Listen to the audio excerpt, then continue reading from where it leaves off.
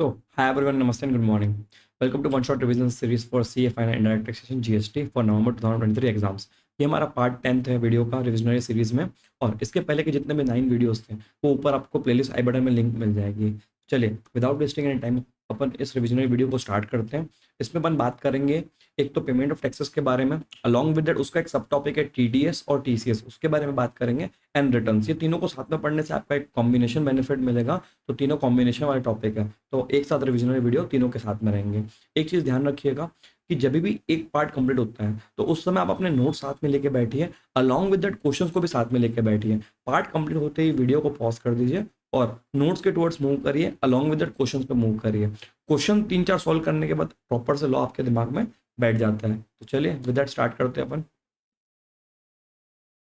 हाँ जी, तो सबसे पहले पेमेंट ऑफ टैक्सेस स्टार्ट कर रहे हैं, एंड इसके अंदर समझिएगा पेमेंट ऑफ टैक्सेस में सबसे पहले मार्क्स एनालिसिस देख लेते हैं। यस, तो मार्क्स एनालिसिस तरीके से है 955। तो ऑल्टरनेटिवली इंस्टीट्यूट इसमें पूछ रहा है 4 मार्क्स का एवरेज पकड़ लो आप, ग्राफ भी सेम आपको दिख रहा होगा। तो दिस वाज मार्क्स एनालिसिस हर बार की तरह। अब देखिए पेमेंट ऑफ टैक्सेस में क्या करना है, जो नॉर्मली आप पेमेंट ऑफ टैक्सेस का जो कॉन्सेप्ट है वो समझिएगा।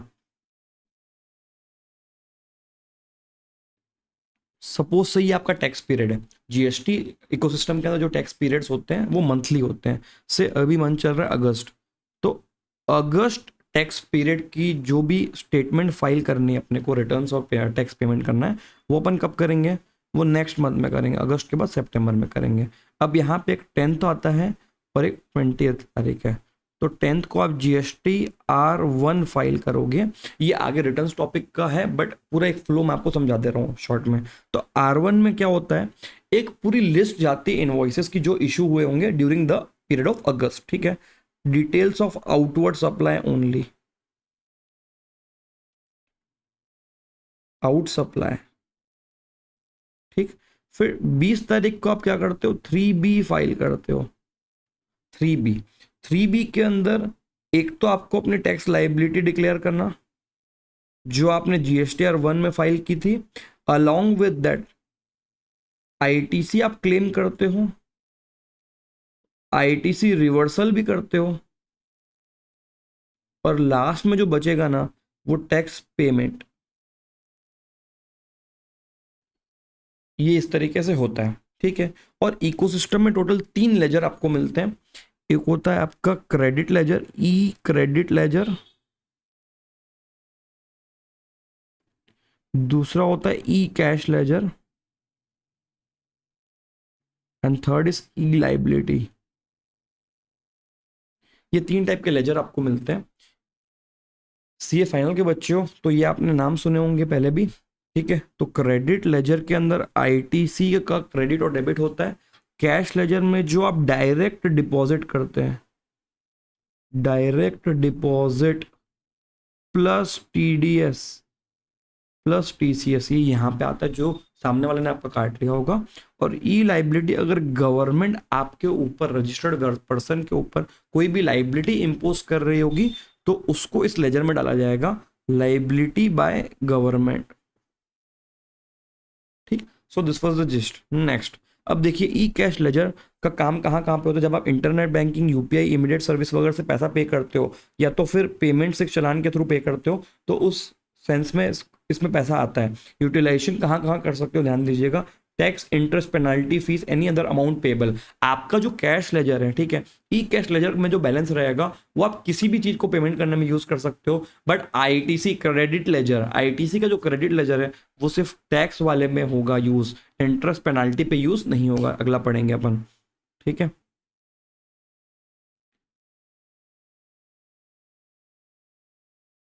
हाँ जी, तो ई क्रेडिट लेजर सिर्फ जीएसटी की जो लाइबिलिटी है ना उसको सेट ऑफ करने के लिए होगा। इंटरेस्ट के लिए अलाउड नहीं है, पेनाल्टी के लिए अलाउड नहीं है, फीस के लिए अलाउड नहीं है, और अदर अमाउंट्स के लिए भी अलाउड नहीं रहेगा। यहाँ पे पैसा कहाँ से आता है, आप जब 3B में क्लेम करते हो कि मेरा इतना आईटीसी है तो वहां से क्रेडिट में पैसा आता है, और जब 3B में यूटिलाइज करोगे इसको पेमेंट के लिए तो 3B से ही पैसा कट जाएगा,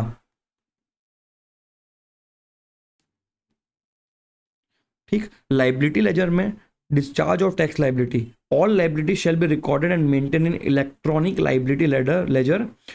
order of discharge, self assessed tax पहले होगा, self assessed tax of current period, पहले सबसे पहले आप प्रीवियस पीरियड का डिस्चार्ज करिए, फिर करंट पीरियड का करिए, फिर उसके बाद कोई और अमाउंट है जो कि आपसे मांग रहे होंगे जीएसटी ऑफिसर, वो आप पे करेंगे। ये आपका ऑर्डर हो गया। ठीक, 86B की रिस्ट्रिक्शन अपन आईटीसी टॉपिक में भी पहले भी कर चुके हैं। इसमें क्या बोल रहा है कि अगर आपका टर्नओवर एक स्पेसिफाइड लिमिट 50 लाख से ऊपर जाता है, ठीक है, मंथ में 50 लाख से ऊपर जाता है, तो आप आईटीसी को 99% ऑफ लाइबिलिटी बोल रहा हूँ, ठीक है, जितना आईटीसी अवेलेबल है उसका 99% नहीं बोल रहा हूँ, जितनी आपकी उस मंथ की लाइबिलिटी थी, लाइबिलिटी का 1% कंपल्सरीली कैश डिपॉजिट करके आपको डिस्चार्ज करना है। बाकी का आप 99% कहाँ से कर सकते हो, आईटीसी से यूटिलाइजेशन कर सकते हो। Interest on delayed payment generally 18% per annum लगेगा, 18% पर एनम का इंटरेस्ट होगी गवर्नमेंट आपके ऊपर, ठीक है। तो पेमेंट में सिर्फ इतना ही कॉन्सेप्ट, ज्यादा कोई कॉन्सेप्ट नहीं है, ठीक। पूरा इकोसिस्टम मैंने आपको समझा दिया, ज्यादा क्वेश्चंस पे नहीं आते, कैलकुलेशंस पे रहते हैं खाली, ठीक है। नेक्स्ट पेमेंट से रिगार्डिंग सब टॉपिक है टीडीएस टीसीएस, बेहतरीन टॉपिक है, ठीक है। अब देखिए इसके ऊपर एक चार्ट बनाया हुआ है आपके लिए, फ्लो चार्ट टाइप का, ठीक है। Tax deducted at source section 51। अब यार ध्यान देना दिमाग के अंदर कि टीडीएस हमेशा ही गवर्नमेंट के डिपार्टमेंट, गवर्नमेंट की बॉडी, गवर्नमेंट के सोसाइटी, गवर्नमेंट के एस्टेब्लिशमेंट, ये लोग काटेंगे, मतलब कोई प्राइवेट प्लेयर नहीं काटेगा। फ्लो समझिएगा, कभी भी कोई सप्लायर है, ठीक है, एबीसी कोई भी सप्लायर है, अगर वो गवर्नमेंट को क्या कर रहा है, सप्लाई कर रहा है, G/S, ठीक है, गुड्स और सर्विस, कभी भी एक सप्लायर गवर्नमेंट को सप्लाई कर रहा होगा गुड्स और सर्विस, और कॉन्ट्रैक्ट वैल्यू अगर 2.5 लाख से एक्सीड कर रही होगी, कॉन्ट्रैक्ट वैल्यू अगर 2.5 लाख से एक्सीड कर रही होगी, उस केस में गवर्नमेंट जब इसको वापस कंसिडरेशन पे करेगी तो टीडीएस काट के देगी, टीडीएस 2% से कटेगा जी, ठीक है। तो इतना इसका फ्लो हुआ। अब गवर्नमेंट के अंदर क्या क्या आ गया, department of central government, state government, local authority, public sector undertaking, ठीक है, गवर्नमेंट की agency, society, establishment by central government, state government, local authority board, any other body setup by या तो पार्लियामेंट या तो स्टेट या स्टेट गवर्नमेंट, विथ 51% ओनरशिप किसकी हो, गवर्नमेंट की हो। ये जितने भी विभाग है इनको सर्विसेज मिल रही होंगी, गुड्स और सर्विसेज इनको मिल रहा है, किसी और सप्लायर ने दिया है, ठीक है। और वो जब कंसिडरेशन पे करेंगे तो गवर्नमेंट वाले लोग 2% टीडीएस डिडक्ट कर लेंगे।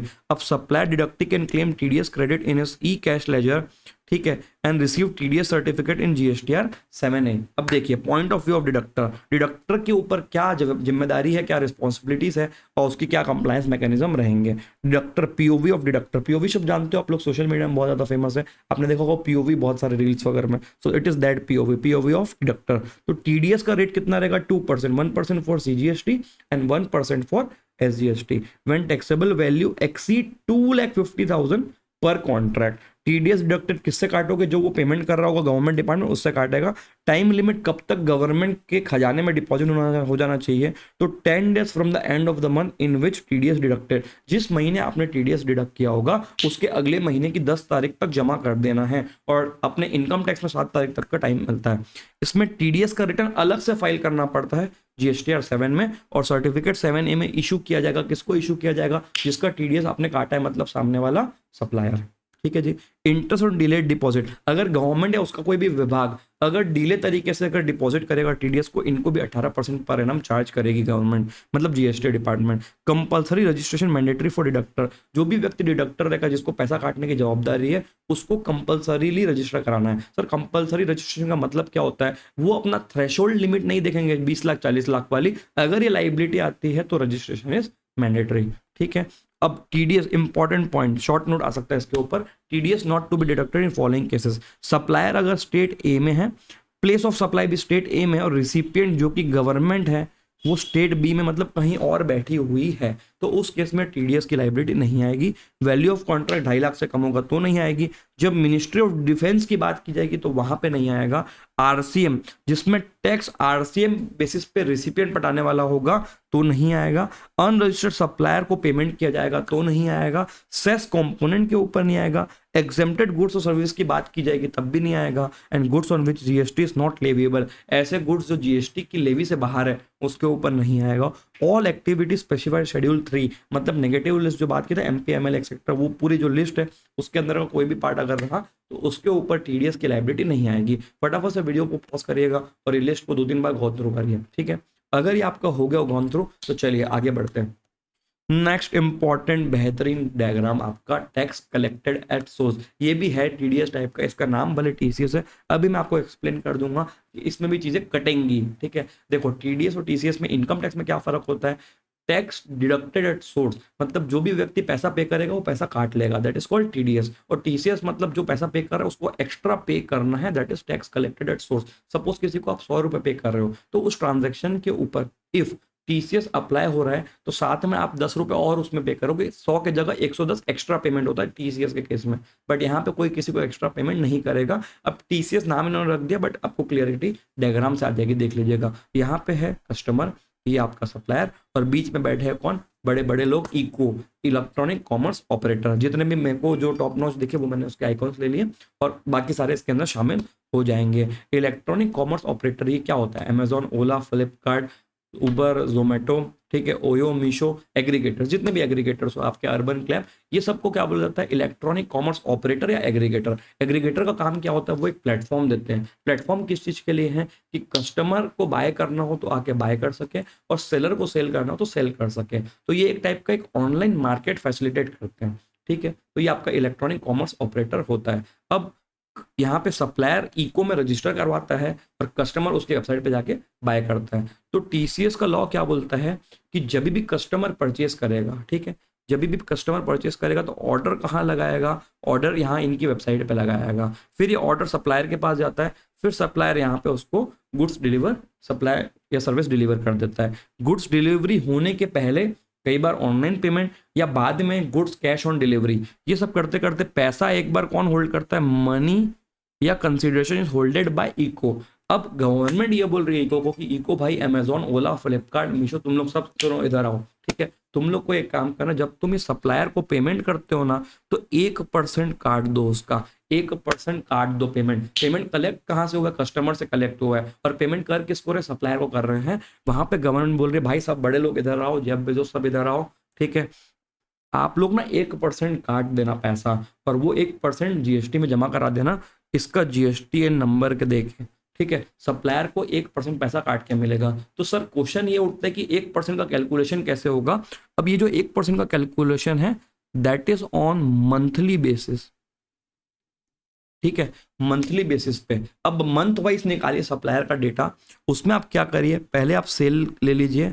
ठीक है, सेल में अभी कमीशन इंक्लूडेड रहेगा, जो भी इनका कमीशन है उसको मत हटाइएगा, क्योंकि देखो ये लोग बड़े लोग हैं ना, जेफ बेजोस और इन लोग कमीशन चार्ज करते हैं फोकट में, वो अपना प्लेटफॉर्म नहीं दे के रखे हैं। ठीक है, ये जो प्लेटफॉर्म है ये फ्री में नहीं दे के रखे हैं, ये अपना कंसिडरेशन चार्ज करते हैं कमीशन के फॉर्म पे। मजेदार कॉन्सेप्ट है, इन लोग का बेहतरीन पैसा कमाते होंगे।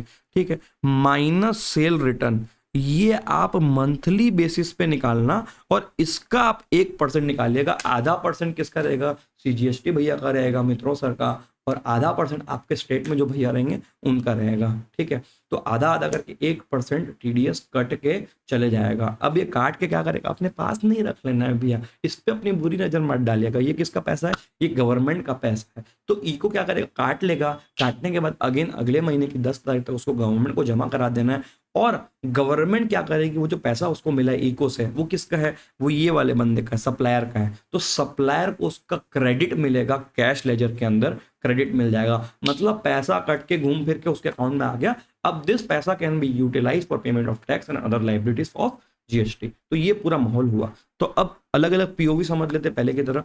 पीओवी ऑफ डिडक्टर, डिडक्टर कौन है, ये बड़े लोग हैं। ठीक है, Jeff Bezos and all the other people.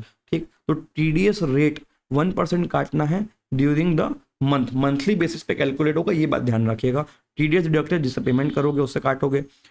TDS not applicable, TDS शब्द क्यों बोल रहा हूँ, देखो लॉ के हिसाब से ये टीसीएस है, बट अल्टीमेटली आप ट्रांजैक्शन के अंदर घुस के देखोगे ना, तो आपको जेन्युइनली फील होगा कि नहीं यार ये तो पैसा कट जा रहा है। किसका कट रहा है, सप्लायर का कट रहा है। अब वो बीच में बैठा है, इधर से देखोगे तो कलेक्टेड हो गया, इधर से देखोगे तो डिडक्टेड हो गया, बट अल्टीमेटली डिडक्टेड हुआ। और नॉट एप्लीकेबल कब, जब supplier of service is not liable for registration. ठीक है, एग्जाम सप्लाई पे एप्लीकेबल नहीं है। On supplies made by composition, वैसे तो देखो यार याद होगा आपको रिविजनरी वीडियो में, कंपोजिशन वाले को अलाउड ही नहीं है कि भाई तू इको के थ्रू सेल कर सके। ठीक है, ऑन इंपोर्ट ऑफ गुड्स और सर्विस और both as it is covered under reverse charge mechanism. Time limit to deposit again 10 दिन। टीडीएस रिटर्न इसका जीएसटीआर 8 होता है, तो 7 और 8 याद रखिएगा। सम अदर पॉइंट देखो, अगर फॉरेन का इको रहेगा ना, जिसका इंडिया में प्लेस ऑफ बिजनेस नहीं है, लेकिन सप्लायर और कस्टमर कहाँ इंडिया में बैठे हैं, तो उसको कंपलसरीली जहां जहां पे वो सर्विसेज दे रहा है वहां पे उसको रजिस्ट्रेशन करवाना पड़ेगा। ठीक है, फिर से बात बोल रहा हूँ आपको, फॉरेन का इको है, इंडिया में नहीं है। वेबसाइट तो फॉरेन की हो सकती है, लेकिन सप्लायर और कस्टमर कहाँ इंडिया में बैठे हुए हैं, इको को रजिस्टर कराना पड़ेगा, सेपरेट रजिस्ट्रेशन। ठीक है, और जितने भी इको, ध्यान दीजिएगा, जितने भी इलेक्ट्रॉनिक कॉमर्स ऑपरेटर है वो ऐसा सेलर सप्लायर तो वो रजिस्टर्ड होते हैं, but for the purpose of collecting TCS उनको अलग से एक और रजिस्ट्रेशन लेना है कंप्लायंस मैकेनिज्म के थ्रू, ध्यान दे दीजिएगा।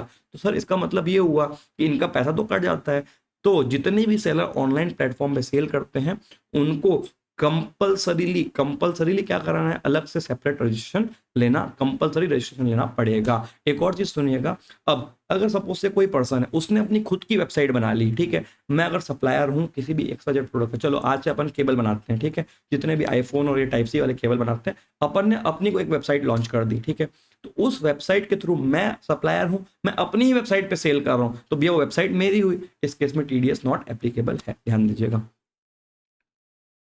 अंडर मल्टीपल, ठीक है, तो ECS required to register for TCS in each state union territory in which supplier listed on their platform are located. TCS is not required to be collected when a supplier is selling through his own website his own product goods purchased from different vendor and then sold under own billings। ठीक है, दूसरी जगह 10-50 जगह से purchase करके वो खुद उसको बिल कर रहा है। ठीक है, मतलब ये मीडिएटर नहीं बन रहा है, ये खुद ट्रेडर बन रहा है जी, तो उस केस में TDS TCS एप्लीकेबल नहीं रहेगा इलेक्ट्रॉनिक कॉमर्स ऑपरेटर के थ्रू। और सुनिएगा, जितना भी आपका ओयो है, ठीक है, ओयो अर्बन क्लैप सबके ऊपर ही लगेगा। ठीक, under multiple e commerce model. Multiple e commerce model क्या होता है sir? Multiple e commerce model का मतलब ये रहेगा भाई कि देखो, एक प्लेटफॉर्म है, फिर बीच में दूसरा प्लेटफॉर्म है, ऐसे 3-4 प्लेटफॉर्म ऐसे जुड़े हुए हैं, उनके बीच से ट्रांजैक्शन जा रहा है, तो अल्टीमेटली वो वाला व्यक्ति आपका जो टीडीएस काटेगा जो सप्लायर को पेमेंट करने के लिए लायबल है, मतलब जो भी एंड पॉइंट या स्टार्ट पॉइंट रहेगा वहां पे। ठीक है, तो इतने पॉइंट है टीडीएस टीसीएस को लेके, होपफुली आपको इजी लग रहा हो। और चलिए मैं आपकी एक बहुत अच्छी हेल्प कर दूंगा कि ये जो TDS TCS के नोट्स है ना, स्पेशली मैं आपको ये PDF में नीचे डिस्क्रिप्शन में अवेलेबल करवा दे रहा हूँ, सो दैट, और मेरे को लग रहा है बने भी अच्छे हैं, तो वन शॉट आपका रिवीजन इसके थ्रू हो सकता है, तो आप एंजॉय करिएगा और जहां जहां तक सर्कुलेट करना कर दीजिए, उसमें थोड़ा बहुत सपोर्ट हमारा हो जाता है, कोई दिक्कत नहीं है उसमें, इतना आप फॉरवर्ड कर सकते हो, फालतू चीजें भी तो फॉरवर्ड करते हो ना बेटा, तो इसको भी कर दो यार। चलो, आपके दोस्त की भी हेल्प होगी, प्लस एक दोस्त जो इधर खड़ा है इसकी भी हेल्प हो जाएगी। चलिए बाय, विद दैट नेक्स्ट अपन ये वाला टॉपिक कंप्लीट होता है, तो पेमेंट ऑफ टैक्सेस कंप्लीट है, TDS TCS कंप्लीट है, होपफुली आपका हो गया होगा। अब 10 मिनट का छोटा सा एक पॉज लीजिए, पॉज मतलब ब्रेक नहीं लेना है भाई, अभी तो पढ़ना शुरू किए थे, आपको क्या करना है, पॉज लेके आपके जितने notes plus along with that questions है उसको आप सॉल्व करिए। ठीक है, तो क्वेश्चंस वगैरह सॉल्व करेंगे तो ज़्यादा अच्छे से दिमाग में बैठेगा। खाली आप जो जितने भी वीडियोस पढ़ के आप रिवीजन कर लेते हो, ठीक है, हाँ इधर ध्यान दीजिएगा, तो जितने भी लोग आप वीडियोस खाली आप देखते हो, ध्यान देना एकदम ध्यान से, खाली ऐसा वीडियोस देखे जा रहे हो, कुछ आपको समझ में नहीं आ रहा है, कुछ आप अपने हाथ नहीं चला रहे हो, भैया एग्जाम में जाके ना वहाँ पे ऐसा कहाँ सुनी नहीं करना है, वहाँ पे जाके लिख के आना है एग्जाम में जाके। तो जितने भी बच्चे हैं, मतलब आप देखना मोस्ट ऑफ जो लोग पास नहीं होते वो अपनी हैंड को यूज नहीं करते, सिर्फ ऐसा देख रहे हैं भाई, थोड़ी देर में तो तुमको नींद आ जाएगी, तो ये हरकतें मत करो। ठीक है, बाद में बहुत अखड़ता है, जब रिजल्ट नेगेटिव आता है ना, तो उस दिन ना जितनी भी आपकी गलतियां रहेगी वो याद आएगी और अपने आप को काटने को दौड़ती है चीजें। ठीक है, तो वो गलतियां ना करें। चलिए अपन अगले पॉज के बाद एक मिलेंगे, रिटर्न्स अपना नेक्स्ट टॉपिक रहेगा इस रिविजनरी वीडियोस के अंदर। हाँ जी, तो हाँ जी, चलिए रिटर्न्स वाला नोट्स आपको सामने दिख रहा होगा स्क्रीन के ऊपर, रिटर्न्स अपने को चालू करना है। तो रिटर्न्स में मैंने आप लोगों के लिए बहुत अच्छी तैयारी की है और बहुत शॉर्ट में चीज़ें सम अप कर दी है, सो दैट आपको बहुत बेहतरीन तरीके से चीज़ें याद हो जाए। चलिए स्टार्ट करें। हाँ, मार्क्स एनालिसिस में देखो, ज़्यादा मार्क्स तो है नहीं इस टॉपिक के, आपके CA फाइनल के उसमें कवरेज में, बट स्टिल ये टॉपिक्स अभी इंपॉर्टेंट वाले चल रहे हैं, जितने भी 16 टॉपिक्स है शुरू के, ये रिटर्न तक के टॉपिक बहुत इंपॉर्टेंट है, तो प्लीज़ इसको स्किप ना करें। ठीक, फटाफट रिवाइज कर लेंगे, अलग से भले मत पढ़ना, बट एक बार समझ लीजिए चीज़ें। अच्छा, नॉर्मल जो टैक्स पेयर है, नॉर्मल रजिस्टर्ड व्यक्ति है, उसके लिए पता है ना आप लोग को कि 3 रिटर्न मेन रहते हैं, GST, R1, R3B और 9 which is the annual return, ये इनके मेन रहते हैं। ठीक है, कंपोजिशन वालों के याद है क्या कुछ आपको? 4 और 8 ऐसा करके कुछ याद है क्या? ठीक है। और QRMP वाले का कुछ ऐसा सुने थे क्या, अपने को याद होगा, याद करिए। QRMP IFF सुने होंगे, इनवॉइस फर्निशिंग फैसिलिटी, ठीक। यही सब चीज़ें डिस्कस करेंगे इसके अंदर।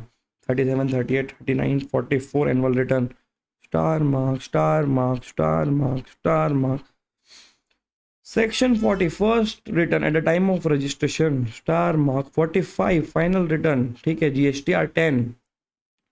सबसे मजेदार 47 लेट फी और पेनाल्टी। इसके ऊपर तो इस बार अमेंडमेंट भी है, तो चलिए मजा आने वाला है, ठीक है। ग्रीन कर दे इसको, चलिए सर ग्रीन कर दीजिए।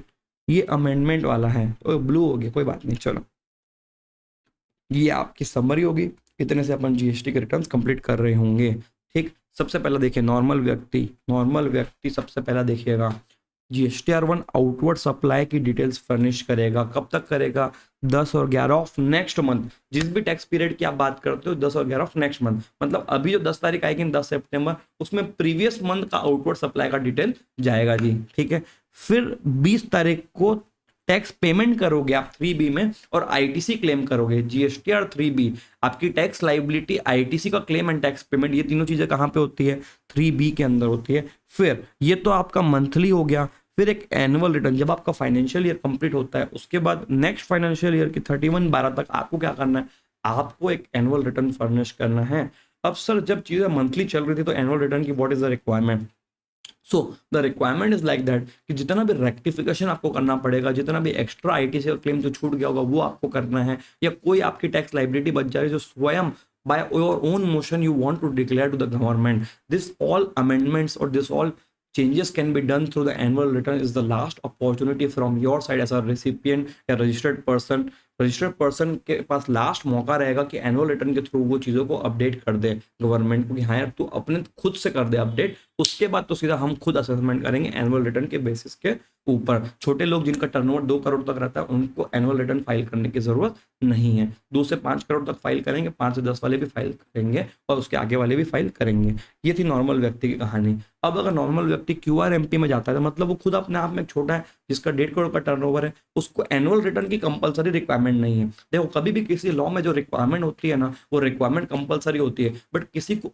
और व्यक्ति को जिसके ऊपर एप्लीकेबिलिटी नहीं आ रही है वो व्यक्ति अगर चाहे तो खुद से स्वयं मोशन से वो वहां जाके उसको कंप्लाई कर सकता है। तो इसमें GSTR 1 फाइल करते हो, GSTR 3B फाइल करते हो तो यहाँ पे डेट्स 13 और 22 हो जाती है। यहाँ पे आपको 2 दिन एक्स्ट्रा मिल जाएगा, इधर से +2 डेज मिल रहा है। नेक्स्ट कंपोजिशन स्कीम वाले को every month CMP composition 8 form के थ्रू स्टेटमेंट और टैक्स पटाना है। कब तक पटाना है, क्वार्टरली पटाना है, मंथली नहीं है, क्वार्टरली है। यहाँ पे ऊपर लिख दो क्वार्टरली, ठीक है, क्वार्टरली है। 18th of next month from quarter, मतलब देखिए अप्रैल मई और जून करके एक क्वार्टर हो गया तो आप जुलाई के 18 तारीख तक पटाएंगे, फिर जुलाई अगस्त सितंबर एक क्वार्टर हो गया तो अक्टूबर के 18 महीने तक पटाएंगे एंड सो ऑन। इस तरीके से आप आगे कंटिन्यू कर दीजिए। क्वार्टर खत्म होने के बाद जो नेक्स्ट मंथ आएगा वहां का 18 तारीख तक आपको चीजें CMP पटाना है और एनुअल रिटर्न इसका जो रहेगा GSTR 4 रहेगा जो फाइनेंशियल ईयर कंप्लीट होने तक 30 अप्रैल तक जाना चाहिए, ठीक है। अब देखो रिटर्न्स ना अपने वाले रिविजन में पर्सन वाइज है तो ज्यादा इजी हो जाता है। ऐसा पूरा लिस्ट दे दो, लिस्ट दिखाना है, ये देखो ये रहा पूरा लिस्ट। अभी इतना हौच पौच है ना चीजें, आपको ये इस तरीके से तो याद नहीं होने वाली। ऐसा पूरा लिस्ट दे दिया, लो भाई पढ़ो, ऐसा नहीं होता। आपको पर्सन वाइज याद करोगे तो ज्यादा इजीली याद होगा, ऐसा मेरा मानना है। बाकी आपकी मर्जी, अगर कुछ और तरीका आपको बेटर लगता हो तो मेरे से भी डिस्कस कर लेना कमेंट्स में। चलिए देखते हैं। फिर नॉन रेसिडेंट टैक्स पर्सन में 2 केस रहेंगे, एक आपका NRTP। अच्छा देखो नॉर्मल रजिस्टर्ड व्यक्ति और CTP का यहीं पे कैजुअली टैक्सेबल पर्सन, याद होगा आपको जब रजिस्ट्रेशन की बात की थी तो CTP और NRTP की बात की थी। तो नॉन रेसिडेंट पर्सन 2 टाइप के, एक तो NRTP जो कैजुअली आया है 3 महीने के लिए, और दूसरा जो है नॉन रेसिडेंट है बट इंडिया में ना अपना OIDAR सर्विस दे रहा है। OIDAR सर्विस याद है, online information database access retrieval services. तो इनके ऊपर 5 और 5 है, तो 5 नंबर जो रिटर्न है वो पूरा फॉरेनर्स के लिए है। तो नॉन रेसिडेंट पर्सन फॉरेनर, ठीक है, जो इंडिया में रेसिडेंट नहीं है। तो एक NRTP non resident taxable person and दूसरा वाला जो है वो फॉरेन वाला है बट यहाँ पे इंडिया में OIDAR सर्विसेज दे रहा होगा। तो इनको देखिएगा 20 ऑफ नेक्स्ट मंथ, यहाँ पे भी 20 तारीख है क्लियर। फिर जीएसटीआर 11 है इसके अंदर, यूआईएन फॉर क्लेमिंग रिफंड। अब यूआईएन आपको याद है कि रजिस्ट्रेशन के अंदर यूआईएन बड़े लोगों को, फॉरेन डिप्लोमेटिक मिशंस को, यूनाइटेड नेशंस की ऑर्गेनाइजेशंस को और डिफेंस वगैरह वालों को मिलता है यूआईएन। क्यों मिलता है? क्योंकि उनसे आप जीएसटी चार्ज नहीं कर सकते। तो जब वो मार्केट में घूम घूम के जब परचेस कर रहे होंगे तो ट्रांजेक्शन पे जीएसटी लगेगा, तो उसका रिफंड ले पाए इसलिए गवर्नमेंट ने एक मैकेनिज्म निकाला है विच इज कॉल्ड इनका यूआईएन, यूनिक आइडेंटिटी नंबर। उसके थ्रू वो क्लेम करेंगे। जीएसटी नंबर नहीं मिलेगा, यूआईएन मिलेगा उनको। ठीक है। अब जो मेन थे वो खत्म हो गए, जो कचरा बच गया वो नीचे देख लो। ठीक। GSTR 6 ISD, 7 TDS, 8 e commerce operator, अभी अभी पढ़े अपन थोड़ी देर पहले। 10 फाइनल रिटर्न, ये जबरदस्त चीज है, 10 फाइनल रिटर्न। इसको हाईलाइट कर दीजिए सर। ओके, ले बेटा कर देते हैं, आप भी कर लो। जब भी कोई भी व्यक्ति अपना जीएसटी इकोसिस्टम से रजिस्ट्रेशन को कैंसिल कराएगा, क्या कराएगा? कैंसिल कराएगा।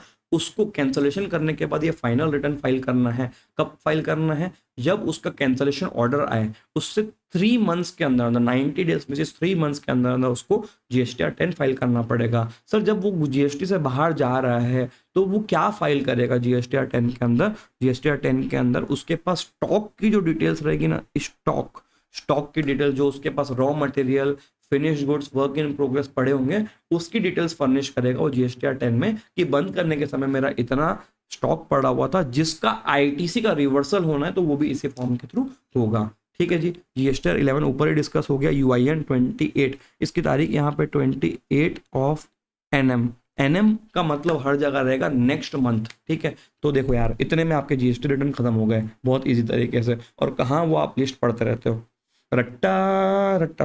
हाँ, तो अब देखो आईटीसी फॉर जबरदस्त जॉब वर्क वाले के लिए, जब जॉब वर्क का टॉपिक अपन अलग से पढ़ेंगे उसमें भी ये आएगा। जॉब वर्क में अगर एनुअल टर्नओवर, ऑटो मतलब एग्रीगेट एनुअल टर्नओवर 5 करोड़ से कम है तो 25 अप्रैल तक एनुअल फाइल करना एक रिटर्न। बट अगर आपका ऑटो 5 करोड़ से ज्यादा, ऑटो मतलब एग्रीगेट एनुअल टर्नओवर, तो हाफ ईयरली फाइल होगा 25 अक्टूबर को और 25 अप्रैल को। हाफ ईयरली, हाफ ईयर कब खत्म होता है भाई? फाइनेंशियल ईयर का सितंबर में खत्म होता है, तो सितंबर के बाद 25 तारीख को job work 25, UIN 28, normal return 11 और 20। ठीक है। 10/11/20 एनुअल रिटर्न 31 दिसंबर। और सीएमपी का क्या था याद करिएगा, और क्यूआरएमपी का +2 13 और +2 22। ठीक है। तो इस तरीके से याद करके रखना है अपने को। क्वार्टर कंपोजिशन का याद आया कि आपको क्वार्टर खत्म होने के बाद 18 तारीख तक था, और फाइनेंशियल ईयर कंप्लीट होने के बाद 30 अप्रैल तक फाइल करना होगा उसको एनुअल रिटर्न। इस तरीके से याद हो जाएंगे आपको होपफुली।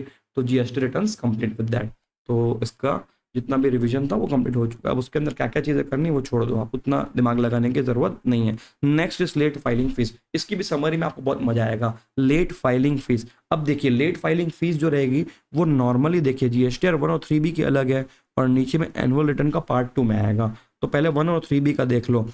1 और 3B का एक्ट सेक्शन 47 एक्ट में क्या लिखा हुआ है? 100 200 चार्ज करेंगे। लेकिन गवर्नमेंट के पास कुछ पावर्स है जिनके थ्रू उन्होंने क्या एक सर्कुलर निकाल के रखा है। सर्कुलर में गवर्नमेंट ने बोला कि हम 10 रुपये नील रिटर्न का चार्ज करेंगे। ठीक है, पर डे। ये जितने भी जो फीस है ना, 100 रुपये पर डे, 100 रुपये पर डे, 200 रुपये पर डे। तो कभी भी लेट फीस लगेगी सीजीएसटी और एसजीएसटी की साथ में लगेगी। ठीक है। तो एक दिन का 200, ये लॉ में लिखा हुआ है। बट लॉ में ये भी लिखा हुआ है कि गवर्नमेंट के पास पावर है कि वो कुछ चीज़ों को वेव ऑफ कर सकती है। तो गवर्नमेंट ने यार, अगर आप सर्कुलर कभी पढ़ते होगे तो आपने देखा होगा, गवर्नमेंट ने सर्कुलर में ऐसा लिखा है कि 10 रुपये के ऊपर जितना भी आपको फीस लग रहा है हम वो वेव ऑफ कर रहे हैं। मतलब इनडायरेक्टली वो यही तो बोलना चाह रहा है कि हम 10 रुपये चार्ज करेंगे in case of nil return, और अगर टैक्स वाला रिटर्न रहेगा तो 25 रुपये per day for each head. मतलब 2 हेड है सीजीएसटी और एसजीएसटी, दोनों हेड का मिला के 50 रुपये पर डे, ये आपका पर डे वो लोग चार्ज करेंगे। एक्चुअल बेसिस पे 25-50 लगता है, बट लॉ में 100 और 200 लिखा हुआ है। ध्यान दीजिएगा इस चीज के ऊपर। मैक्सिमम वाले का चार्ट देखिए। अब इसको कैसे पढ़ना है वो देखिए। जीएसटीआर 1 और 3 भी नील है या कंपोजिशन नील है तो 250, 500 मैक्सिमम बोल रहे हैं। मतलब इससे ऊपर एक्सीड नहीं करोगे। जो आप जोड़ते हो ना हर दिन का 50-50, 10-10, 20-20,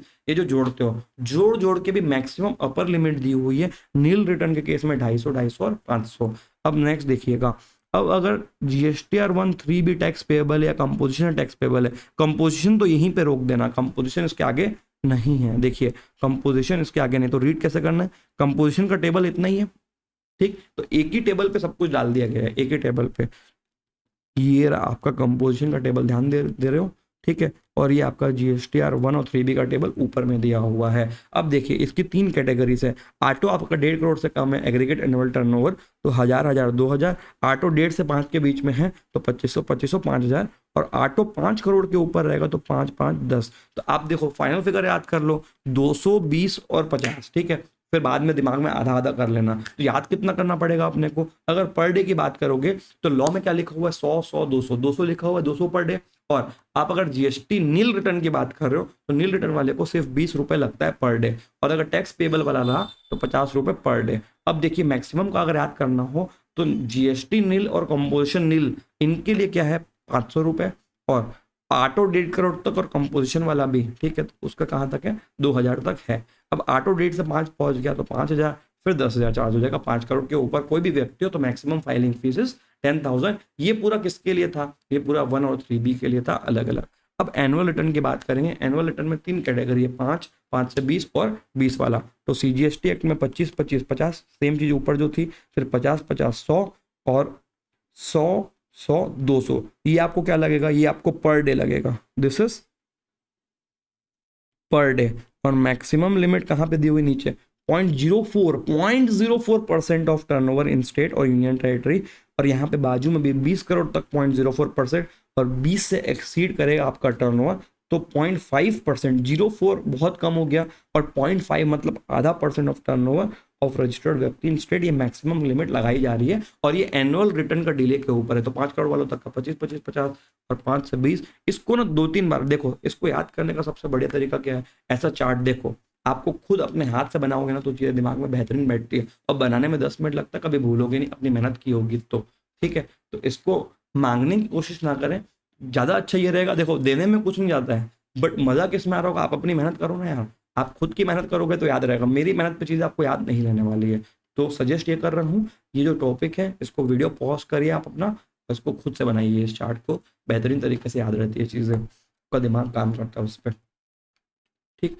अब ये एक अमेंडमेंट वाला पार्ट है, important part, difference between R1 and 3B। Government ने ये देखा कि कई सप्लायर्स ऐसा कर रहे हैं कि R1 का जो टर्नओवर है, R1 का turnover is greater than 3B का टर्नओवर। और ये हर बार इन लोग मस्ती कर रहे हैं तो टैक्स लाइबिलिटी में भी फर्क आ जा रहा है। तो जो मस्तीखोर लोग हैं, ठीक है, नोटोरियस रजिस्टर्ड पर्सन, उसके लिए लाया गया है कि अगर आपका कंसिस्टेंटली ये देखा जा रहा है 1-2 बार ज्यादा कि योर टर्नओवर इन GSTR 1 मतलब detail of outward liability of the same one जिसमें आप 3B फाइल कर रहे हो उस पर टर्नओवर कम रहेगा, मतलब turnover of R1 is more than 3B and therefore आपको डिफरेंस वाले अमाउंट के ऊपर ना टैक्स पे करना पड़ेगा। हम नहीं मानते, आपने बोला ना ज्यादा है, ज्यादा वाले को पकड़ो, टैक्स पे करो along with interest and penalty, या तो फिर एक्सप्लेन करना पड़ेगा रीजंस, ठीक है। तो इसकी एप्लीकेबिलिटी कब आएगी, व्हेन टैक्स लाइबिलिटी एज पर R1 is more exceeds more than 3B। Consequence क्या होगा, रजिस्टर्ड पर्सन को एक इंटीमेशन आएगा कॉमन पोर्टल के ऊपर, तो उसको क्या एक्शन लेना है नेक्स्ट, या तो वो टैक्स पटा दे, पे the difference of tax along with interest and penalty, या तो वो एक्सप्लेन द डिफरेंस। वो दोनों हरकतें उसको कब तक करना है, 7 डेज के अंदर करना रहेगा दोनों हरकतें। अगर उसने ये एक्शन नहीं लिया तो क्या होगा, उसका अगले महीने का सब्सिक्वेंट पीरियड का जो GSTR 1 फैसिलिटी है वो बंद हो जाएगा। और भैया इसको मजाक में मत लीजिएगा, जब GSTR 1 किसी का बंद होता है ना, इसका मतलब क्या हुआ कि जिसको उसने सामान बेचा उसको क्रेडिट पासवर्ड नहीं कर पाएगा, मार्केट में नाम खराब हो जाएगा उसका कि क्रेडिट पासवर्ड नहीं करेगा। धीरे धीरे जितने भी उसके जो व्यापारी है उससे माल खरीदना बंद कर देंगे, एटलीस्ट B2B वाले लोग उससे माल खरीदना बंद कर देते हैं, तो बहुत दिक्कत हो जाती है सामने वाले लोगों को। देयरफॉर गवर्नमेंट यहाँ पे पनिश कर रही है, चुपचाप कंसिस्टेंट रखो and therefore GSTR 1 and 3B should be equal. Government यहाँ से एक स्ट्रॉन्ग मैसेज देके रखिए कि और GSTR 1 and 3B should be what equal, ठीक है जी, ठीक। Next concept is GST return tax practitioner, ठीक है। अब ये देखो यार, ये जितने भी एम्प्लॉयमेंट स्कीम टाइप का है इसके ऊपर हो सकता है बहुत रेयर चांस है कि आपको एक शॉर्ट नोट आ जाए, ठीक है, एम्प्लॉयमेंट स्कीम है तो RP में authorise and approve GST practitioner to furnish the information. वो अपने बिहाफ पे किसी प्रैक्टिशनर को बोल सकता है कि भाई तू डाल देना, तो उसका रजिस्ट्रेशन अलग से होता है। GSTN will provide separate user ID and password to GST practitioner to enable him to work on behalf of his client without asking for their user ID and password। तो इसमें होगा क्या, एक व्यक्ति है जो कि बीकॉम वगैरह करके रखा हुआ है तो उसको, या CA कुछ भी है, ठीक है, अगर वो अपने आप को रजिस्टर कराता है GST पोर्टल के ऊपर एज अ GST प्रैक्टिशनर, तो व्हाट ही कैन डू कि अगर कोई भी रजिस्टर्ड व्यक्ति उसको अलाउ करेगा तो उसकी आईडी पे जितने भी उसके कस्टमर होंगे उसका पूरा डेटा खुल रहा होगा और वहीं से वो फाइल कर सकता है जीएसटी के return. They can do all the work on behalf of tax payer as allowed under GST law. A tax payer may choose a different GST practitioner by simply unselecting the previous one and then choosing a new GST practitioner on GST portal। तो कोई भी register करा सकता है। अच्छी चीज़ है कि एक वेबसाइट हमको अलग से मिल रही है प्रैक्टिशनर्स को और वो व्यक्ति कस्टमर से लिंक हो जाए और अपने पोर्टल से आप फाइल कर सको। ठीक, eligibility criteria citizen of India होना चाहिए, साउंड माइंड, पगला नहीं चलेगा, नॉट एडजुडिकेशन। ठीक है, मतलब आपका कोर्ट में कोई एडजुडिकेशन ना हो, आप इंस्टॉलमेंट ना हो, कन्विक्ट, बेसिक रिक्वायरमेंट्स है हर बार जो रहती है। Other condition, retired officer of government not below the rank of group B gazetted. ठीक है, enrol as a sales tax professional etcetera. He has passed a graduate or post graduate degree of any foreign recognized university, any other exam। हमारी university ICI CMA and ICSI. ये ICI CMA क्या है भैया? Cost and management accounting वाला concept है जी। ठीक है, next, activities which can be undertaken by GST practitioner. क्या क्या कर सकता है? फर्निश कर सकता है details of outward supply GSTR 1, quarterly, monthly, annual return file कर सकता है, डिपॉजिट कर सकता है कैश लेजर में, क्लेम फाइल कर सकता है रिफंड का, अमेंडमेंट का डाल सकता है, बहुत सारी चीज़ें कर सकता है। Furnish details of challan in form GST ITC 4, file an application for amendment cancellation rule 58। ठीक है, ये सारी चीज़ें कर सकते हैं। ये एक एम्प्लॉयमेंट स्कीम है जी। ठीक है, शॉर्ट नोट है, आप पढ़ लीजिए और एग्जाम में आ गया गलती से तो डाल दीजिएगा। ठीक है, not a big issue. Now QRMP, quarterly return monthly payment scheme. हमेशा ही देखो, कॉम्पोजिशन में भी बात हुई थी कि कोई भी टैक्स लॉ रहेगा उसमें गवर्नमेंट को क्या करना है, गवर्नमेंट को माइक्रो स्मॉल मीडियम एंटरप्राइजेस के लिए सेपरेट एक शॉर्टकट रास्ता निकालना पड़ेगा। देखो, कभी भी लॉ बनता है तो लॉ इस तरीके से बनता है कि जैसे रिलायंस जैसी बड़ी कंपनी, अडानी जैसा बड़ा ग्रुप है तो लॉ को यूज करके हर पे अप्लाई किया जाता है। बट कई बार ऐसा होता है कि छोटे व्यक्ति के लिए चीजें बहुत मुश्किल हो जाती है। फॉर स्मॉल बिजनेसमैन, छोटा व्यक्ति मतलब जो स्मॉल बिजनेसमैन है उसके पास इतने रिसोर्सेस नहीं होते कि वो प्रॉपर से कंप्लाई बहुत सारी चीजों को कर सके एंड नीड भी नहीं रहती। तो गवर्नमेंट वहां पे क्या करती है, उनको बोलती है कि भाई तुम्हारे ease of doing business, for the purpose of your ease of doing business we are giving out small businessman schemes under all of the tax laws. जैसे आपको देखिएगा इनकम टैक्स के अंदर क्या था, 44 एडी था, प्रिजम्पटिव टैक्सेशन। ठीक है, वैसे सिमिलरली यहाँ पे दो स्कीम है, क्यूआरएमपी है, दूसरा कंपोजिशन स्कीम है। कंपोजिशन में जो गया वो तो वैसे भी क्वार्टरली हो गया, बट कोई ऐसा व्यक्ति है which is a small tax payer which does not want to go to composition scheme, उसको अलग से क्वार्टरली रिटर्न, मतलब रिटर्न क्वार्टरली फाइल करेगा बट जो टैक्सेस है वो मंथली पेमेंट करेगा। ऐसी एक स्कीम मिली हुई है। ऐसा व्यक्ति जो 5 करोड़ तक टर्नओवर करता हो प्रीसीडिंग फाइनेंशियल ईयर में, वो यहाँ पे एलिजिबल हो जाएगा। अब स्कीम क्या है कि जैसे सपोज से 3 महीना, अप्रैल मई जून, ये आपका क्वार्टर हो गया, तो यहाँ पे अप्रैल मई जून का वो अल्टीमेटली जो 3B है, जीएसटीआर 1 इधर फाइल करेगा, 1 इधर फाइल करेगा और यहाँ पे 1+3B फाइल करेगा। 3B में डिटेल्स कौन सी होगी, तीनों 1 की डिटेल्स एक ही 3B में होगी। तो देखो यार, अल्टीमेटली उसको रिटर्न फाइल करना पड़ रहा है, मेहनत करनी पड़ रही है और मेहनत जीएसटीआर 1 में ज़्यादा होती है एज कम्पेयर टू जीएसटी का 3B। ठीक है, क्योंकि आपको जितने भी टैक्स लेवल पे रिपोर्टिंग करनी पड़ती है। तो अल्टीमेटली आप जब मेहनत कर ही रहे हो तो ऐसा तो मुझे कोई सेंस नहीं लगता, बट स्टिल दिस स्कीम जो है वो कंप्लाई करिए। ठीक है, और अल्टीमेटली वो जून महीने का जो भी रिटर्न जा रहा होगा वो जुलाई में 22 या 24 तारीख को वो अपना फाइलिंग करके चलेंगे।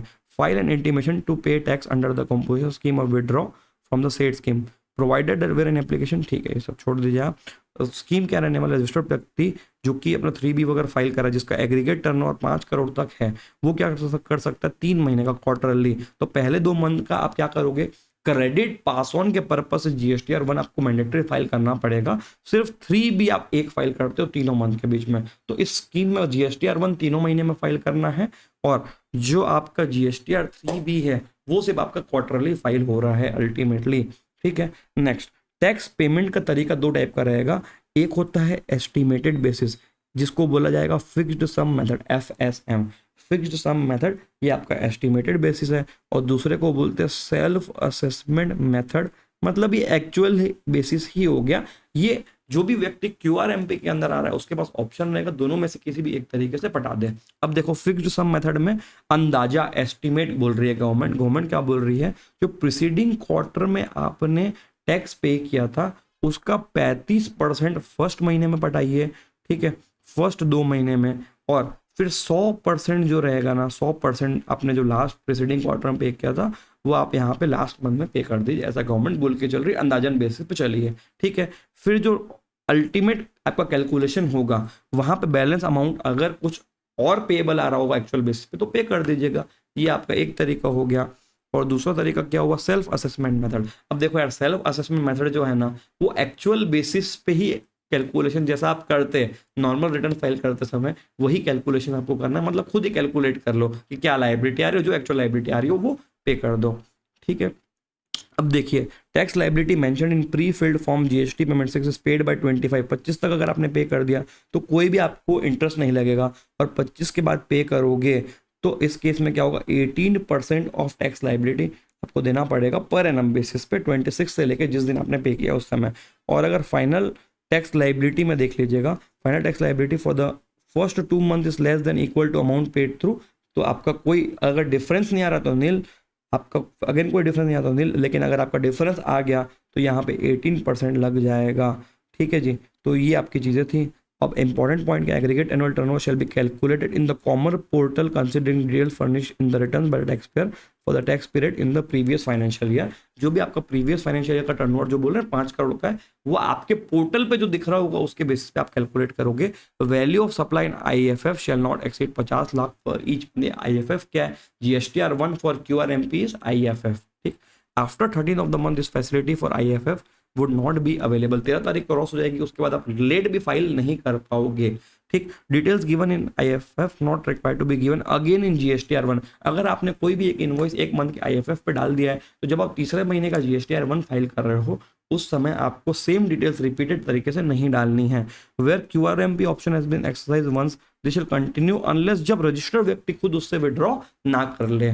ठीक, it is further clarified that the option to avail QRMP scheme is GSTIN wise. जैसे सपोज आपकी एक एंटिटी है जिसके 5 ब्रांचेस है तो आप एंटिटी वाइज ले सकते हो। जरूरी नहीं है कि आपको एक जगह लोग, जैसे कंपोजिशन में क्या होता है कि आपने एक जगह कंपोजिशन का आपने रजिस्ट्रेशन लिया तो हर जगह आप कंपोजिशन डीलर माने जाओगे, वैसा क्यूआरएमपी में नहीं। क्यूआरएमपी में बोल रहा है आप जीएसटी एंड वाइज आप डिसाइड कर लो कि कहाँ पे क्वार्टरली चलाना, कहाँ पे मंथली चलाना है। ठीक है, some GST of same PAN can opt for QRMP scheme and remaining GST, ये सेम चीज मैंने अभी आपको बता दी। Manner of opting quarterly not so important for you guys.